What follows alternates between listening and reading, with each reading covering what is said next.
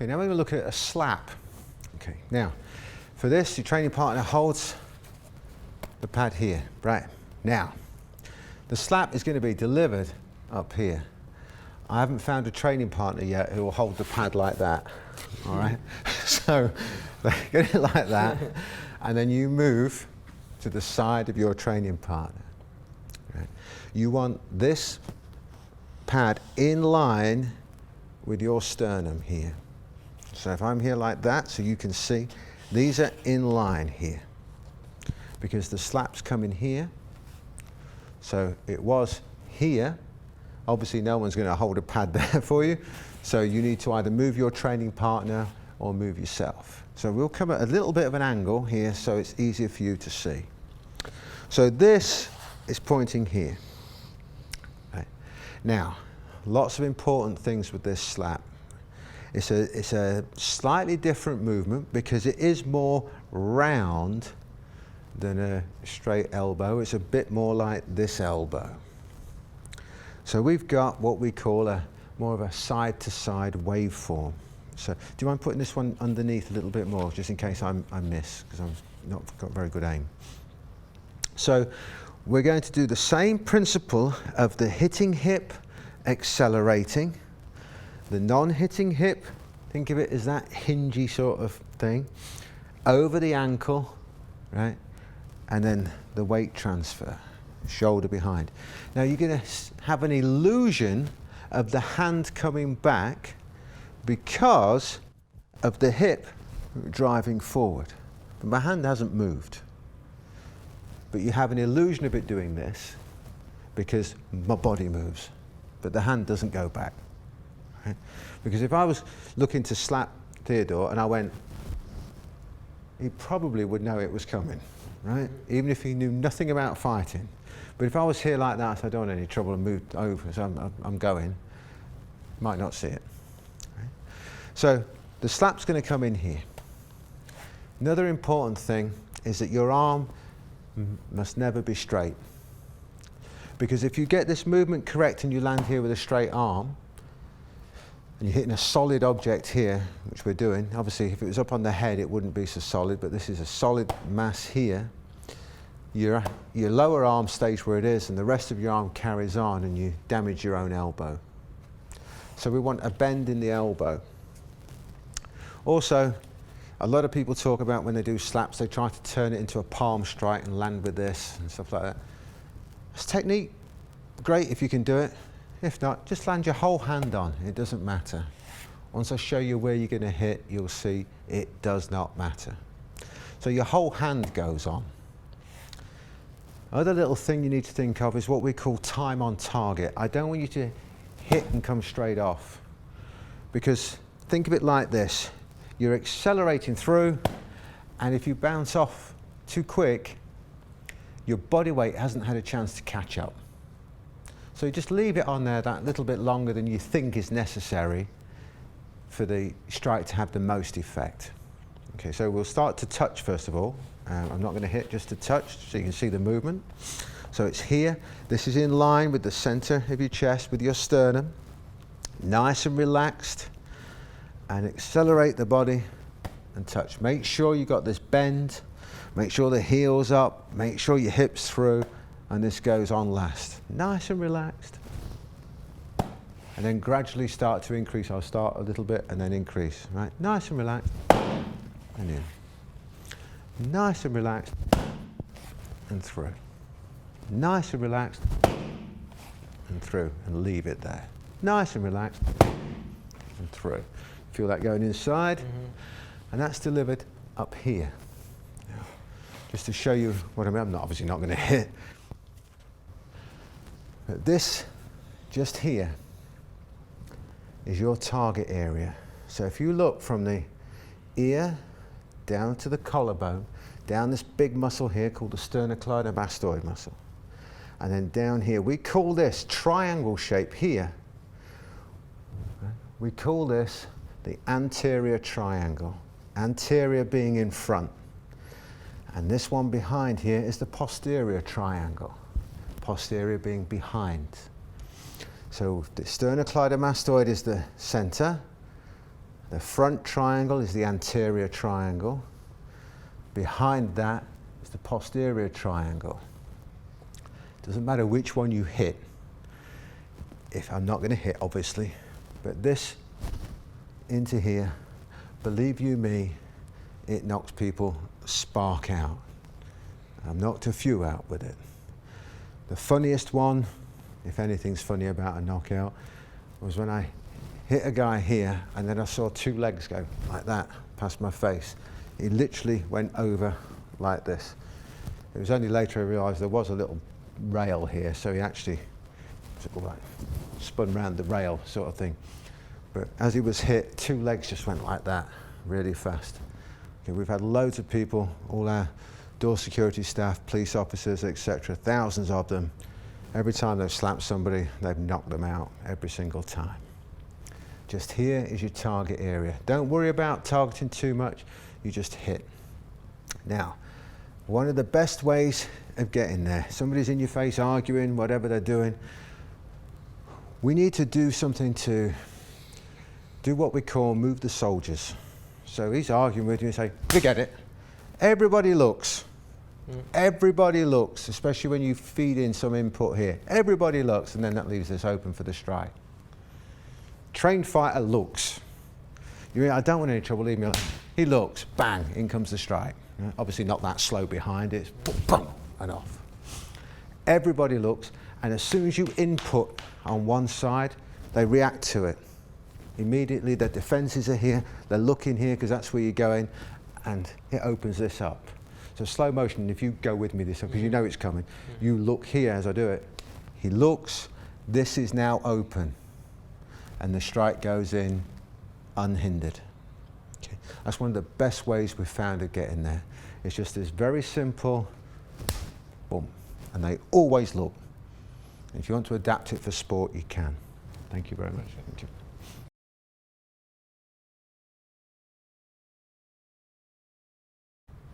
Okay, let's look at this guillotine now and how you would do the guillotine. So rather than the defense of it, let's look at the guillotine itself. So if I'm fortunate enough to have got Theodore in this position here, ignoring this arm at the minute, let's look at the head position in relation to my body. It's at the side of my body. All right, so thank you, Theodore. So I'm here like this, right? Now most people have got their head in here for the guillotine and they're grabbing hold, and however all the other things that you do, elbows in, hips and blah blah, all of that stuff, let's ignore that for the moment. Let's look at this position. The further out my arm is from my body, the weaker it is. Right? The further this arm goes across my body, the weaker it is. If you don't believe me, try and punch something like that, and then punch something in front of you.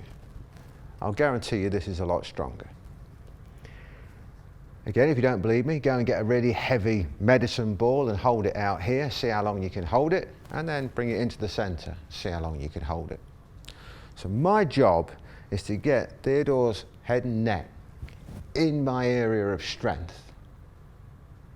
Now I can either move his whole head and neck, I can either move all of my body, or I can do a little bit of both. I prefer a little bit of both because it's like two things going towards each other. They meet a lot quicker than one waiting for one to get there, or this one waiting for you to get there. You go together. So if I'm fortunate enough to have got to here, I want to rotate my body 45 degrees. At the same time, I pull Theodore's head towards my body a little bit, and then I straighten up. And that starts to put the guillotine on immediately. Now, I'm doing it slow motion and no power. I want you to have your defense in place have both hands on this arm and hold it strong like that so that I cannot put it on. Get your defense in place first before we do anything. Have you got it strong? Right. And if I create a bar like most people do, even bringing it back to the center like that, it's going to be hard work and I'm probably not going to get there. The reason I'm here like this, I grab hold like this, and this is how it's done. You come back and then you start to heave in there and do your guillotine, which is fine. I know it works. You see hundreds of them done all around the world every day. But here's the problem with it. This is the only arm that's doing anything. This is pulling. This is a bar. There's no strength in this arm. If you don't believe me, go and grab some weights and see what you can do with it from here. You got no strength. You got no pulling up strength. This one is the one that's doing all the work. So we've got one arm doing all the work. We want two arms. So instead of gripping like this, I like to grip like this. Right. Now I want you to get the same defense in place, please. Have you got it? Grab hold, grab real strong, right? Have you got my arm so that, yeah, you got it? Be strong. Do not let me move my arm, right? I'm going to do it real slow and real gentle. And I'll just slowly, slowly pull in, and it's on. No strength, by comparison to before. You saw me before, heaving, heaving, heaving here. Couldn't get it on, your defense was strong. This grip, butterfly grip, no strength required. Two arms are being used. Not one, two arms. And I can use my whole body to assist. Theodore's using the same defense, same amount of strength. You couldn't stop it. And I wasn't using anything. I'm just slowly, slowly applying it. You would, of course, rip it as hard and as fast as you possibly can. So that's one variation that we use to help ensure getting that guillotine on, which is moving it from the side towards the front and changing that grip. Now, if you can't change the grip, moving it to the front will probably work for you anyway. And if you want to be super nasty with it, you just do a boxer's uppercut or shovel hook with this arm. Slow motion so you can see, because sometimes you might just want to do a one-handed guillotine neck snap. You're over here, you turn your body, and you do your uppercut in that direction. Wallop, all the way through. That's if you want to be really nasty. I think you did.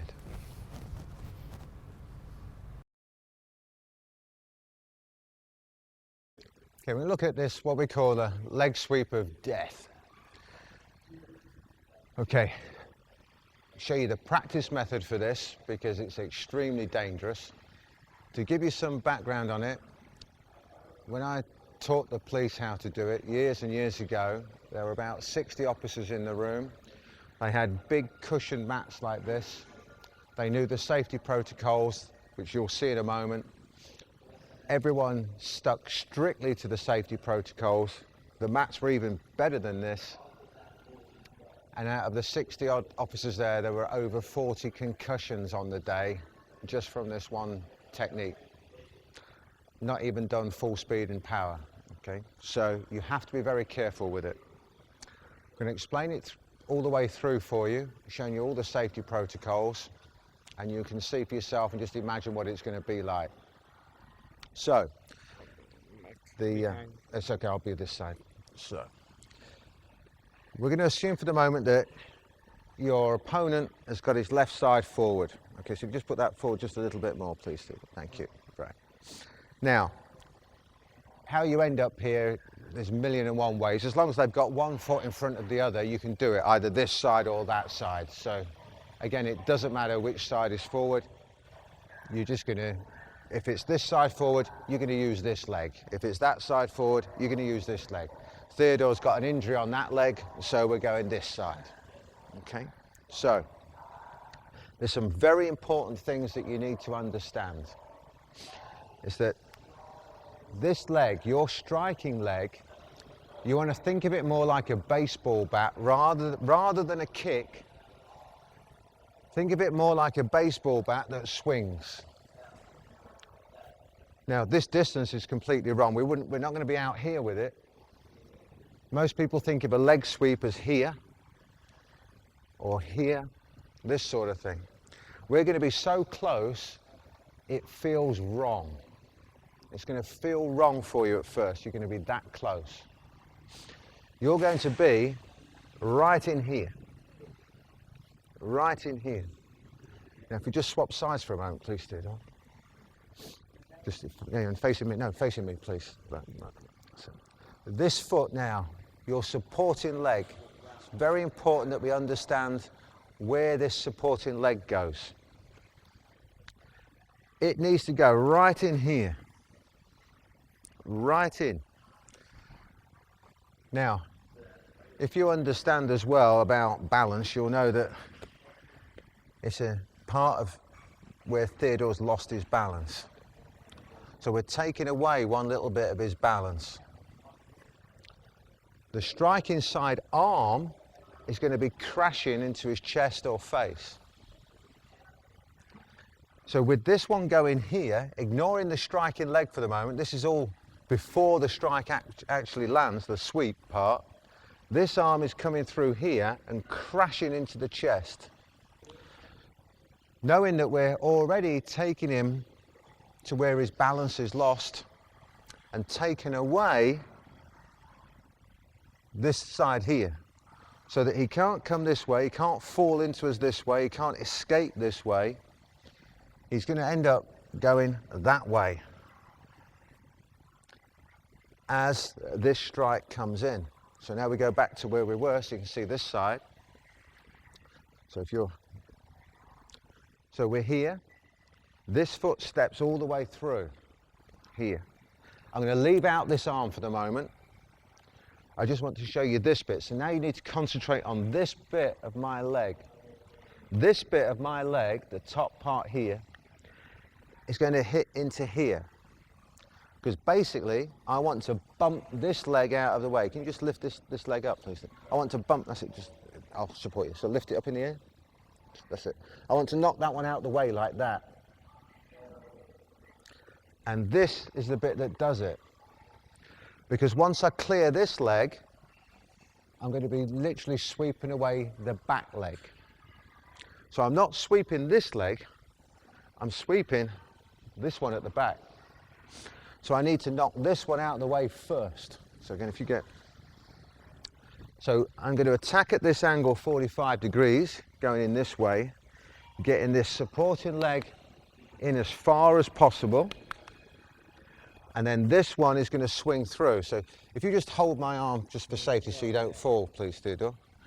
This one is going to come through here. And you'll see how it knocks this leg out the way.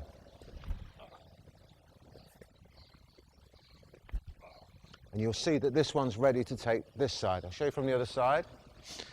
This is the safety protocol you have in place. Your training partner holds this arm tight just in case so he doesn't fall. You step through and bump. Oh, sorry, you okay? Yeah. Yeah.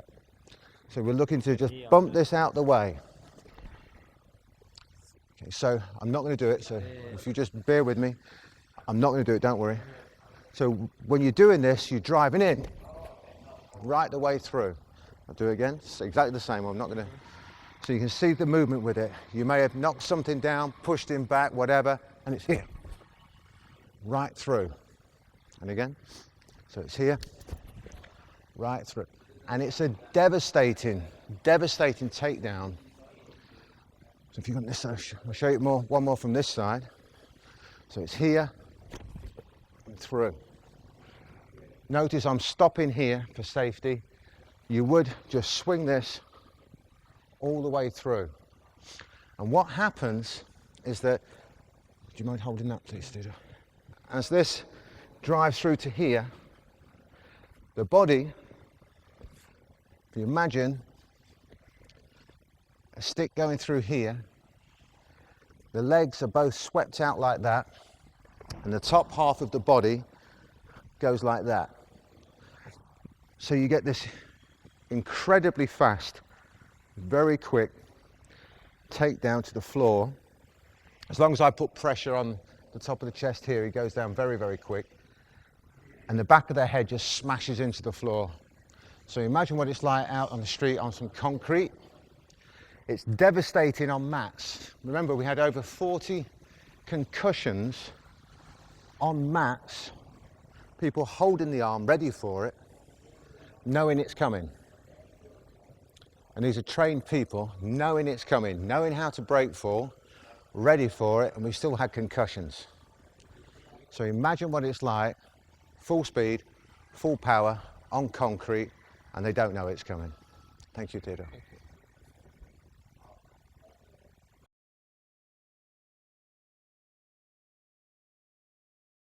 Okay, we're going to look at this sword and shield defense.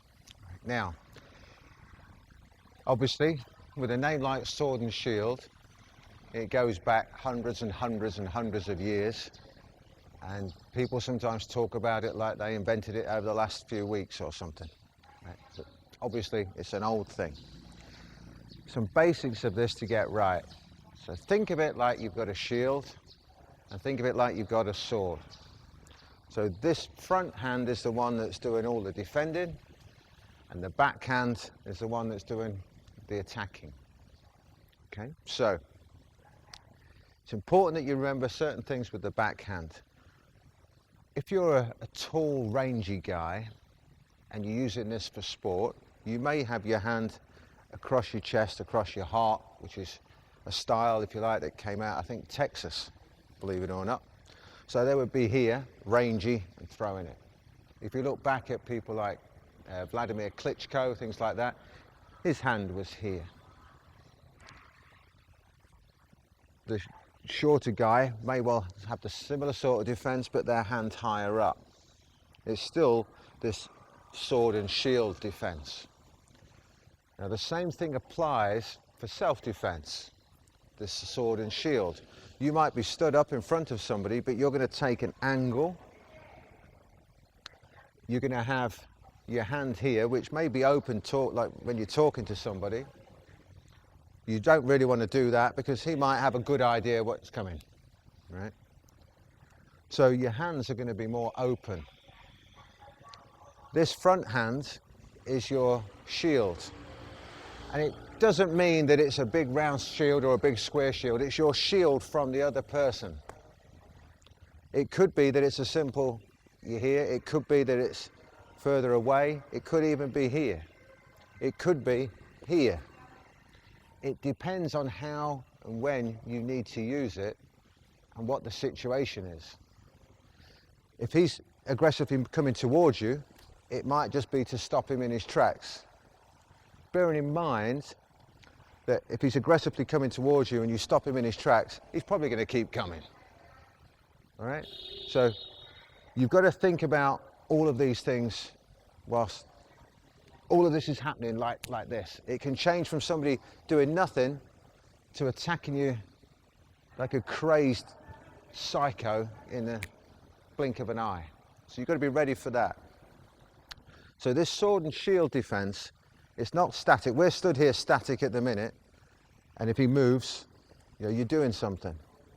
But you also want to be aware that if he comes in, you want to be attacking straight away with it. This sword may just be to gauge your distance, ready for your strike. So you might just be gauging distance with this front hand. This shield might just be holding him in place for the strike. It might be holding him in place for the strike. And you're going to be moving with it. If he's coming at you, you might be moving with it. It might be that he's coming towards to attack your legs as a takedown sort of thing. You're going to be using that same thing. Come in, go for it, go for it. And you're using the same sword and shield. So again, go for it, hard. Same thing, sword and shield. So it works standing. It works to try and stop the takedowns. If he's coming in, and you're going to be moving with it. And at all times, the sword is there ready to attack. If he's coming in low, just come in slow. He's coming in low, keep coming please, that's it. Then this sword it's ready to strike. Thank you, Theodore. It's not a case of always just using your shield and moving off. You should be ready to strike with the sword at all times. So that's the basics of the sword and shield defense that you're going to use. So it can be used, remember, just as almost like an invisible shield where you're just talking to the guy so you know exactly where he is. At any time you can just release the sword. Okay? It can be a physical barrier. As he moves in, you're stopping him. If he charges in, you might be moving off with it and keeping him at distance. So it's going to cover all scenarios from a very simple sword and shield defense. Okay? Thank you very much. Thank you, Taylor.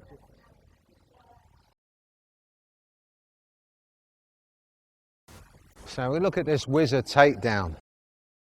Okay, so it's going to be on this arm just to show you, right? Now, what happens when people are doing a whizzer? Most people are in here and they lock in like this. And I'm not that high up.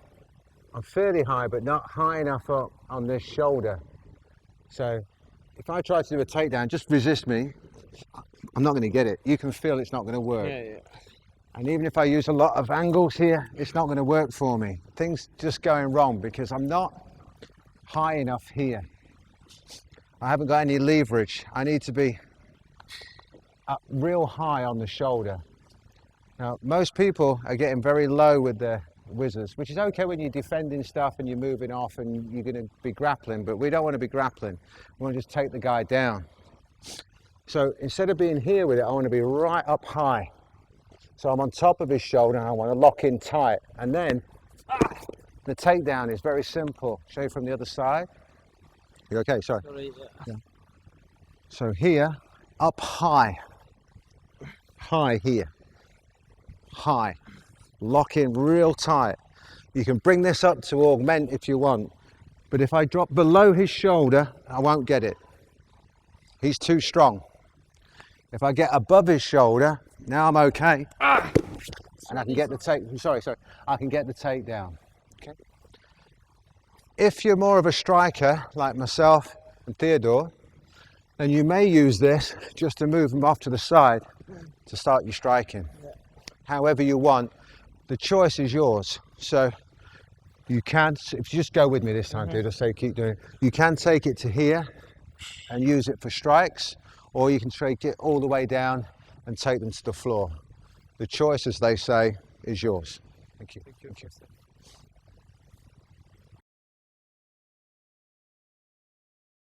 Okay, now we're going to look at the shovel hook. So, some technical things with it first. So, do you mind going the other way, please, Theodore? Thanks.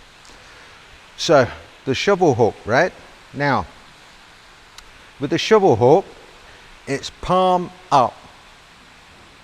Now there's a relationship between your elbow and your hip that you need to understand with a shovel hook, especially when you're in close with it. I'll show you it in close and I'll show you it from distance. So we're here. Now, the key with the shovel hook is that you don't do much arm movement. When I see people do it, I see one of the biggest, again, it's not a mistake if you land, all right? But the bigger your arm movement, the less chance of landing. The smaller your arm movement, the more chance of landing. Again, if you land, it don't matter, but we want more and more chances of landing. So,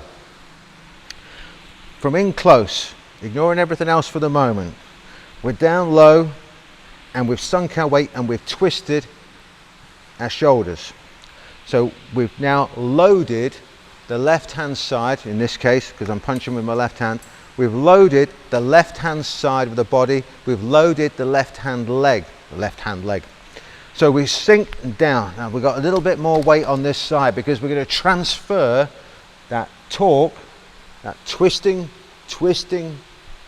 power, that rotational power, that torque is going to transfer into this guy. If I have a big movement like that, I lose a lot. I want to be down and across. So when I sink, I don't sink down and across, I sink down and across as I sink. So I might have thrown something and I'm down here. Shoulder pointing towards him, opposite shoulder pointing towards him. Now, this shoulder is now going to rotate after the hip and the waist. And that drive from here.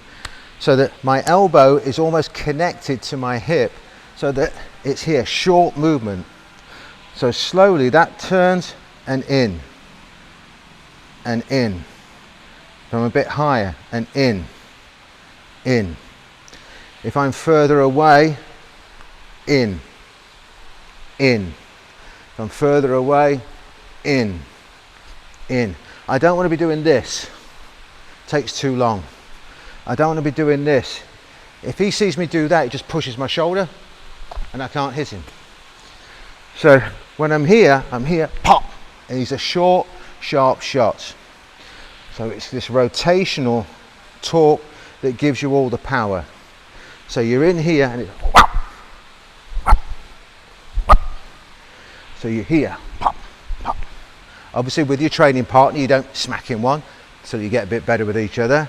You move off slightly and practice that movement so that your training partner will let you know if you're doing it wrong. So that rotational torque short.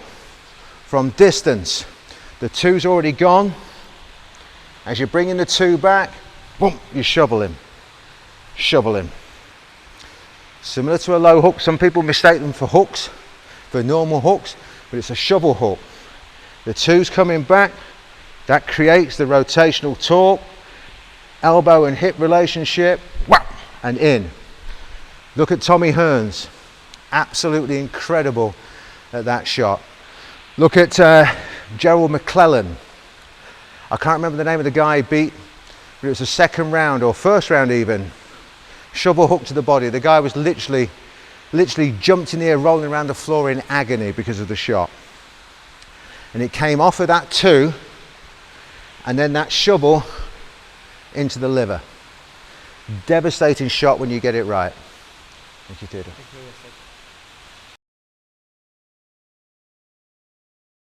Okay, the last of these operational techniques in this section is the arm bar. Now, law enforcement guys, security guys, you already know your arm bars, I'm sure, and you probably do ones like this, where you're in here and then you sit back down and take them down, and it works. I'm not going to argue that at all. I know it works. Okay, we've used it, we've done it, it works. But I want to show you a variation of the arm bar, which is just so much easier. Okay, so we're going to look at the arm and analyze it.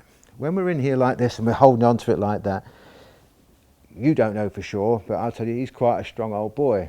So if he uses strength, be strong now, Theodore. It's quite hard for me to keep your arm there, isn't it? And it's going to be a real fight, which is okay if I've got another guy on that arm. We'll probably be all right. And if I start to put in a lot of strength and we start to scuffle, maybe I'll get it, maybe I won't, I don't know. But it's hard work. Now, when I show you something that's less hard work to do, it does not mean that you don't go hard and fast when you're doing it. It just means that you don't need as much strength for it to work. But out there when you're doing it, you will still use full speed, full strength, full power. In here when you're training it, you won't, because you've got a chance of damage. You do it much lighter and much slower and much more gentle for safety. But out there you can still go full speed, full power. If you have a technique that in here where he's allowed to resist and you're not putting much strength in and it still works, you can bet your bottom dollar that's a pretty good technique. If you've got a technique whereby he's resisting and you're having to use every ounce of strength you've got to get it to work, it's probably not the best technique. As long as it works, that's what matters. But you want techniques that work with you at less power and him at full power resisting. Because that means if you've got somebody out there who's really big, really strong, you've got a chance of it working. Okay, so that's my rationale behind it. I want techniques that are easy to use, especially as you get older and less strong. Okay, so let's have a look at the arm and how we can get this arm bar to work better. When we're in here like this, his arm's fairly well aligned. And it's alignment that gives him strength. He's very strong there because he's aligned. Now, if I turn his arm like that, Beers, just be strong, strong as you can. It's a lot harder for you to bend your arm, isn't it? Yes. Try and bend your arm. Like that. Just bend it like that. Yes. Do it normal. Bend it. Yeah. Go on, bend it. Be strong. You'll get there, won't you? Now bend it. Yeah, Right? So as soon as I misalign his arm, all of a sudden he's much weaker. Coming in here like this works. Be strong now. Be strong. Bend your arm. If I misalign it and do that, be strong. Yeah. Be strong as you want. Yeah, yeah. It's much more difficult. So I'm not going to use any strength now, all right? Yes. So we've misaligned his arm, one. Okay, I'm in here, and we've got that working a bit better for you already. So if you want to stick with your own arm bar, fine, just misalign that arm. So all you do is, instead of grabbing it like this, you grab it here and rotate it. That, and you will rotate it, don't worry about that. So you grab, rotate, and hold in. Sorry, and you will get your arm bar much, much easier. But we want it even easier than that. So once we've grabbed it and rotated, I'm now going to have a big gap so you can see what's going on. You don't have the gap. I've rotated his arm here. Now, once it's rotated like that, this part of the arm here, just above the elbow, you'll feel, if you put your finger in there, you'll feel two little tendons. They're called Golgi's tendons. Those tendons tell the elbow whether it's broken or not. Yes. It doesn't tell the elbow that. It tells the brain if the elbow is broken or not. We send a false signal to the brain by activating those Golgi's tendons to let it know that the elbow is broken. So the brain releases that joint to keep it safe, which makes your arm bar much easier to put on. Now you'll see a lot of people years ago used to teach this where they put their arm across like that and they go like this and they go like that.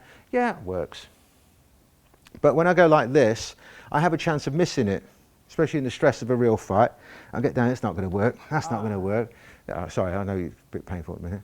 But if I put my arm at 45 degrees, and remember I said 45 degrees much earlier on in this course, if this arm's at 45 degrees, I've got much more chance of getting onto that area. I rotate that, I've got much more chance. If I don't rotate it, his arm's already here, look. It's at the back, it's getting to its hard work. If I rotate that, it's now at the top. It makes it easier for me. So when I put this on here, again, with a huge gap which you wouldn't have, I'll put that on there and do that, it starts to bite, it starts to bite in immediately. So just by putting my thumb on there, I can get the, I can get the takedown. Obviously, I'm sorry, I'm not having to do, I won't do it again, I'm not having to do all of this to get the takedown, just my thumb. I know exactly where to go, so I'm a little bit more accurate than most. Yeah, so I'll do the other answer. I'm a little bit more accurate than most because I know exactly where to go. Yes. But when you rotate this and put this forearm on, I'm just going to, fingertip pressure, just my arm there, be strong, resist, push against it, resist, be as strong as you want. It hurts him the more he resists. Now, I'm at a big gap here. You'd never do it like this. You would be right in here tight and down. Now, this is one mistake that people make. Watch. Just go with me a little bit, please, Theodore. I don't want to hurt you anymore. Right? When I get him to here, what people do is they pull in like this, and I'm pulling him into my leg.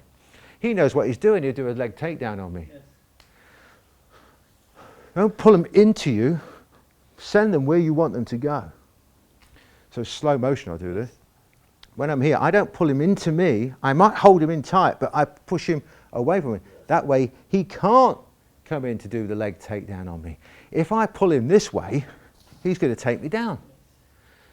Okay? That's one of the biggest mistakes people make when they do their armbar. Even when they've got this one, if they lose it, they're pulling him down this way. He'll just come in and do a takedown on me. He knows what he's doing. They say, you have to assume that he's a great fighter, knows exactly what he's doing. So you can't have him pulled in towards you. Remember, from balance earlier on, you know where they're going to go. So once you've taken their balance, you can direct them. So this becomes your directional thing. You can be in here with it. You can use your shoulder. Boom. I'll show you gentle with the shoulder. You can do them take down. You can pull them in like this. You can bring the arm up and push them away. You can, if you want, turn your whole body around. You can get them into here, turn your whole body around and send them flying over there if you really want to. It's entirely up to you how you do it. But just be careful of pulling them down towards your own feet, because instinct is to grab. As soon as you're falling, instinct is grab. And you don't want them grabbing you. So, quick recap for you. Just above the elbow here, these tendons. Just rub it with your finger like that till you feel these two little tendons next to each other, and go in between the tendons, in the middle of those tendons, and you just put your thumb on, you go, with your partner, you just go, does that hurt? Yeah. Honest? Yeah. Yeah, like that? And then you know, you know where you are. Okay? Thank you, Theodore. Thank you, sir. Okay, the last one of these non-operational techniques is our one-arm strangle. Over the last 20 odd years or so that we've been teaching this out there, maybe what, 90, so 28 years we've been teaching this out there, the success of this is unparalleled, okay? It's so fast to go on. So, let me explain how it works. You got your bad guy in front of you. This is just one entry that we use. We slam into the shoulder on one side as we pull on the other. It's sort of like, again, I don't want any trouble, mate, leave me alone, boom. And that turns them a little bit. Once they're turned here, you'll notice that their body, their head is almost in the right place for the strangle anyway. If I reach with this push, so if you square with me, Theodore, if I reach with this push, he is exactly in the right place. The crook of my elbow is already in the right place to start to put this on. Yes. So if you come this side, so I need to show the back of it now. Just there, it's fine, thank you, Theodore. So this arm's already gone across here. So the crook of my elbow is already at the front of Theodore's throat. What I have to be careful of is this shoulder and this shoulder, okay? So I need to clear this shoulder, right? I need to clear this shoulder under here, and I need to make sure that he can't just, if I push that way, he keeps turning, just keep turning, turn, and then it becomes a fight. It's turned into me. So once this is across here, I need to make sure this comes up here. By having this like that to start with, it stops this turning in. If you turn in, that's in the way, and I've cleared it here. So this is good. To make sure of that, I put my head down. Now he really can't turn. So now this hand, what it does, now I've cleared this shoulder and head down, this is all happening together. This hand here, this won't come up to help me of course, but this hand here is going to go behind my own head. And the more behind my own head I can get, the better. Here's okay, here's okay, here's okay. Here is really good. So I want to grab the back of my own head as low as possible. Then his neck's in this little itty bitty gap just here. Just here. That's where I want his neck. So I'm through here, here, and lock on. Now, I've got three ways of making this work now. One is squeeze my bicep. That goes, are you okay? Yes. The other one is to look up to the ceiling. That puts it on. And then the last one is to do both. That goes on real quick. Yeah, you okay? Yes. Now, one of his things that he's going to do is with this arm here, his instinct is going to try to grab hold of things. So I grab this arm to take it out of the way. Now when I do all that squeezing, he's only got the tapping arm. Okay, it goes on super fast. Yeah. And when it's on here and you grab it, my knees are bent, I hold his arm and I just look up to the sky and stand up. And by the time I've stood up, he's unconscious. Okay, be very careful with it. It goes on an absolute treat and truly is one of our most favourite ways to strangle. Thank you, Theodore. Thank you, Russell.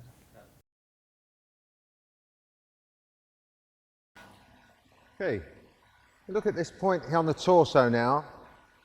Stomach 25. Now, if you come down the centre of the body, roughly where the waistband is, and you go a couple of inches below the belly button and a couple of inches out to the side, roughly at the side of where the six-pack should be, you'll find stomach 25. Now, tense up. You know this. Tense up. If I strike it in and up, be strong. Nothing. In and down. Huge difference. Okay. The body hates anything in and down. If this is struck in and down correctly, remembering that it's deep, you affect the bladder and the bowels. Now, if you do a firm medium strike, you'll probably release the bladder, sorry. A very firm strike could well release the bowels as well. So when you're training this, you have to be careful with each other. Now, the best way to train it, to figure out for yourself exactly where it is just to prod it. All right, tense up please, Theodore. Is to prod it in and down. And once you get that reaction, you know that you've gone in the right place. If I'm in the wrong place, be strong. If I'm in the wrong place, I can hit quite hard by comparison and get nothing. If I'm in the right place, I get that reaction. That's all I'm looking for initially. Then I want you to start to think what it would be like if you caned it in with everything you got. If you're doing the knee strikes from Khmer Thai boxing or whatever. Thank you, Theodore.